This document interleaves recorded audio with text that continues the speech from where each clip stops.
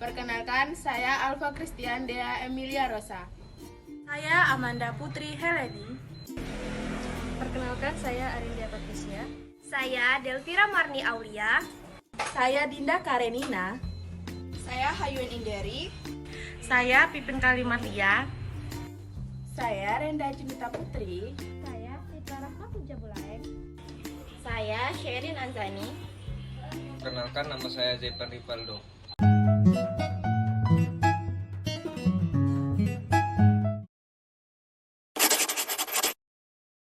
Baiklah, di sini saya akan menjelaskan pengertian dari bakteri anaerob. Bakteri anaerob merupakan bakteri yang tidak dapat tumbuh dalam suasana O2 atau zat asam karena dalam suasana ini akan terbentuk H2O2 yang bersifat toksik terhadap bakteri.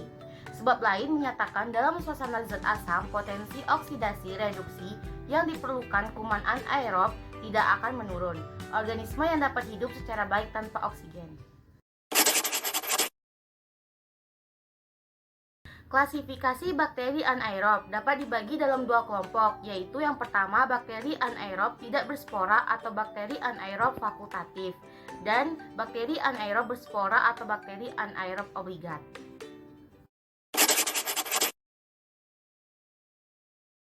Bakteri anaerob fakultatif. Bakteri anaerob tidak berspora banyak terdapat pada tubuh manusia sebagai flora normal yang dapat menimbulkan penyakit dalam keadaan tertentu seperti operasi atau menurunkannya daya tahan tubuh. Bakteri anaerob fakultatif adalah bakteri yang dapat hidup dengan baik itu dengan oksigen atau tanpa oksigen. Contoh-contohnya bakteri anaerob fakultatif adalah Streptococcus, Aerobacter, Aerogenes, Escherichia coli, Lactobacillus, dan Alkaligenesis.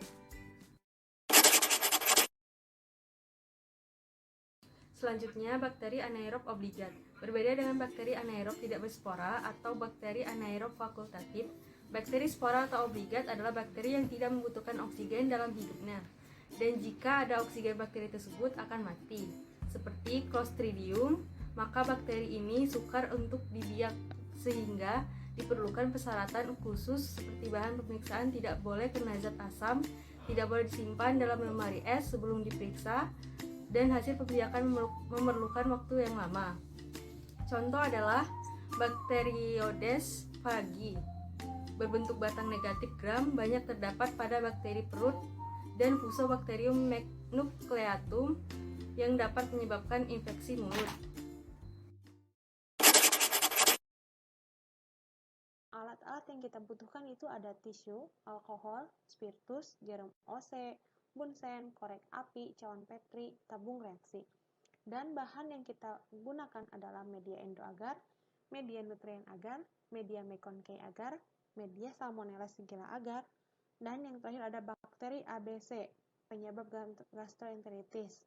Bisa kita ganti dengan bakteri Salmonella, Shigella, sama E. coli. Nah, langkah kerjanya itu yang pertama kita siapkan terlebih dahulu koloni bakteri. Bakteri yang kita gunakan adalah bakteri E. coli, Salmonella, dan Shigella yang merupakan penyebab gastroenteritis yang telah disimpan di dalam media Na miring dalam tabung reaksi. Nah, selanjutnya kita juga harus menyiapkan media endoagar plate, Meconicae agar plate, dan Salmonella Shigella agar plate yang telah steril. Selanjutnya, kita tumbuhkan koloni yang telah tadi kita siapkan, yaitu bakteri E. coli, Salmonella, dan Shigella yang di dalam Na miring ke dalam media endoagar plate, Meconicae agar plate, dan Salmonella Shigella agar plate dengan menggunakan OC bulat dan dengan cara di-strik pada permukaan. Nah, cara strik ini yaitu dengan cara menggores dengan tidak merusak permukaan agar. Nah, kenapa menggunakan cara ini? Karena agar koloni ini benar-benar terpisah dari koloni lainnya, yaitu untuk mempermudah kita untuk memproses isolasi. Setelah itu diinkubasi selama 24 jam dan diamati ada apa tidaknya pertumbuhan koloni dan warna koloni pada masing-masing media. Nah, kita melakukan ini di Inkas. Oke, mungkin cukup sekian. Ini hasilnya. Di mana E. coli ini, seperti yang tadi telah saya jelaskan, dia apabila di endoagar dia akan berwarna hijau metalik karena dia memfermentasi laktosa sehingga menghasilkan asam, dan dia akan berwarna hijau metalik pada media endoagar. Sementara bakteri lainnya dia akan bersifat transparan karena tidak adanya kegiatan fermentasi. Nah, selanjutnya ada McConkey agar.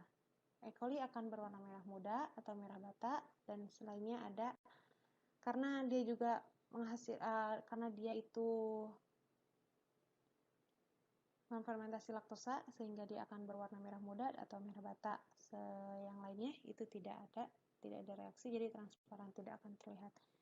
Nah, apabila di Salmonella Shigella agar ini, E. coli ini tidak akan bereaksi karena Salmonella Shigella agar ini merupakan media selektif, yaitu apabila dia ditumbuhin oleh Salmonella dan Shigella, dia akan bereaksi, yaitu karena Salmonella ini menghasilkan H2S, yaitu yang membentuk dia menjadi ada bintik-bintik hitam di dalam Salmonella Shigella agar ini. Nah, Shigella ini dia agak transparan ataupun agak kekuningan, dan juga bisa juga ada bintik hitam.